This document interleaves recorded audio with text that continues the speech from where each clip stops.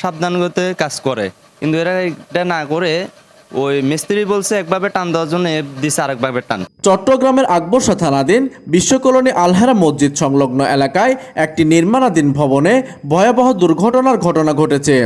ভবনের ছাদে অসতর্কভাবে রাখা প্রায় 11,000 ভোল্টের হাই ভোল্টেজ বিদ্যুৎ তারের সঙ্গে নির্মাণ সামগ্রী লোহা লেগে বিদ্যুৎ স্পষ্ট হয়ে দুজন গুরুতর আহত হয়েছেন। আহতদের মধ্যে একজন নির্মাণ শ্রমিকের অবস্থা আশঙ্কাজনক।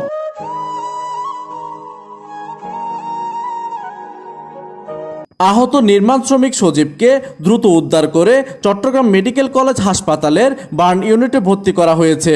অপর আহত ব্যক্তি স্থানীয় একটি বেসরকারি হাসপাতালে চিকিৎসাধীন অবস্থায় রয়েছে বলে জানা যায়। এদিকে স্থানীয়দের অভিযোগ, নির্মাণাধীন ভবনের উপর দিয়ে হাই ভোল্টেজ বিদ্যুতের তার থাকা সত্ত্বেও ইমারত নির্মাণ আইন ও নিরাপত্তা বিধি অপেক্ষা করে ভবনের ছাদ পর্যন্ত কাজ চালানো হচ্ছিল।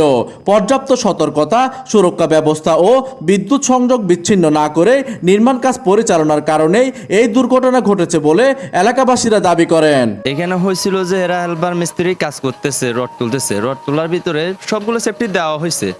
এদেরকে বলেছে যে এরা যেন সাবধানগত কাজ করে, কিন্তু এরা এটা না করে ওই মিস্ত্রি বলছে একভাবে টান দেওয়ার জন্য দিছে আরেকভাবে টান, মানে রডটারে রশি ধরে টান না দিয়ে রড ধরে ফেলেছে।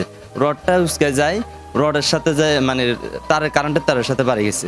অন্যদিকে আহত সজীবের মা গণমাধ্যমকে বলেন, কিচ্ছু শুনি না, আমি তো বাসাতে আসছিলাম, ওর এগুলো লই আনছে তো হরে যাই আমি আইসি, কি হয়েছে না হয়েছে আমি তো কইতে মারি না।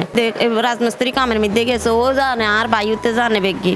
ঘটনার সত্যতা জানতে বাড়ির মালিক জয়নালের সাথে মুঠোফোনে যোগাযোগের চেষ্টা করলে তার মুঠোফোনটির সংযোগ বন্ধ পাওয়া যায়। এই ঘটনাকে কেন্দ্র করে এলাকায় চরম উদ্বেগ ও ক্ষোভের সৃষ্টি হয়েছে। স্থানীয়রা অবিলম্বে দায়ীদের বিরুদ্ধে ব্যবস্থা গ্রহণ, ভবন নির্মাণে বিদ্যুৎ নিরাপত্তা নিশ্চিতকরণ এবং ভবিষ্যতে এমন দুর্ঘটনা রোধে সংশ্লিষ্ট কর্তৃপক্ষের কঠোর নজরদারি দাবি জানিয়েছেন।